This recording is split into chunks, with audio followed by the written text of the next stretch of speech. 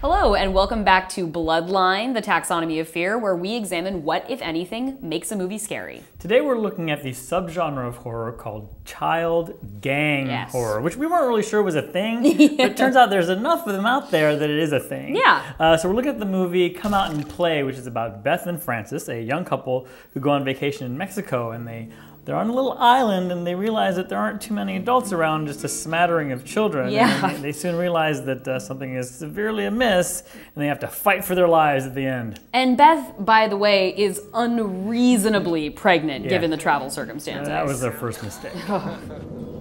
So what classifies a child gang horror movie for us, Jay? All right, number one, an intimidating number of children. The legal definition of a gang is 3 or more, but that seems really small because to me, 3 obnoxious kids is a bad day in a minivan. Yeah, that's right? an Ice Cube movie. Yeah, exactly. So we're thinking maybe like 8 or 9, enough to overpower an able-bodied adult. But the problem with the kids in this movie is that there were a lot of them, but they just seemed really nice and sweet. They were play acting as being evil. Yeah. It's like the director went up to them and said, "Hey, do you want to be in my movie?" And they were like, "Sure, there's nothing else to do on this tiny island, why not?" Yeah, I wasn't quite sold on the nefariousness. No. And number 2, it tends to be a couple that is young and maybe childless or new to parenting.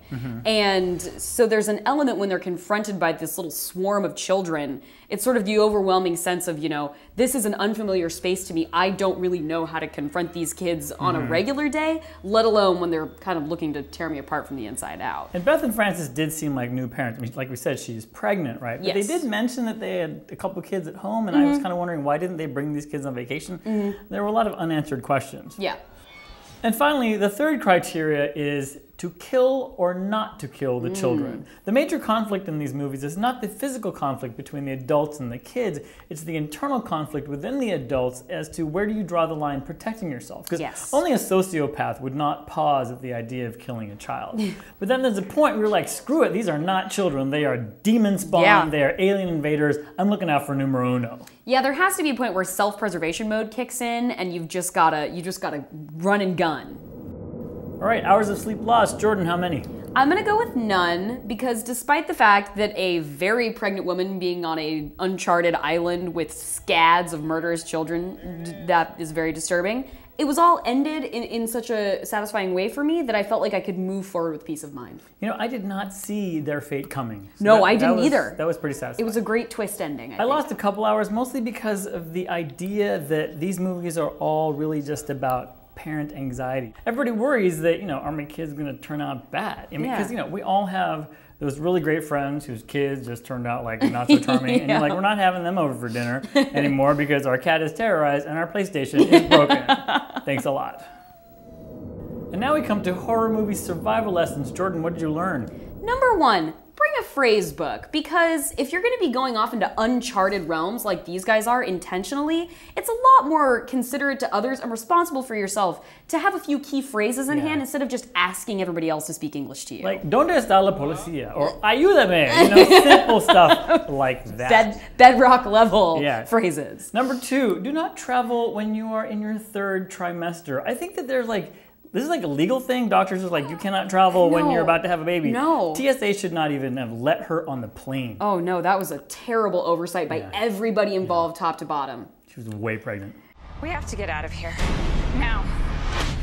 Come on! And point number 3, you hesitate, you die. How do you think John McClane got through 5 diehards? How do you think Sidney Prescott got through 4 screams? These people took action. And don't tell me you have too hard of a choice to make, because look at Sidney Prescott. She killed her cousin, her half-brother, and her boyfriend by the end of the series. And I don't even know if the series is done yet, so. She was a survivor.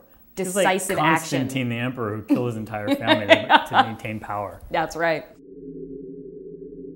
All right, what is your inspired video pick of the week, Jay? I'm going to recommend Village of the Damned, which came out in 1960. It's a completely charming movie about these weird kids that show up in this village in England. It's 1960, so the special effects are really cheesy, but the kids they cast are sufficiently creepy. It's a good movie. And I'm gonna go 90s pick, 1996, Children of the Corn 4, The Gathering, starring a 28-year-old Naomi Watts and a very young, if you're a fan of Glee, Mark Salling, aka Puck.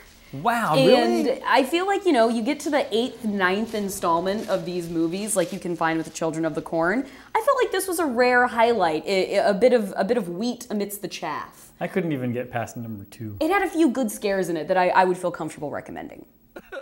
So that's it for this episode of Bloodline. Email us at bloodline@wired.com. We'd love to hear from you. And as we like to say here in Bloodline, remember, it's just a movie. Or we will put you in timeout.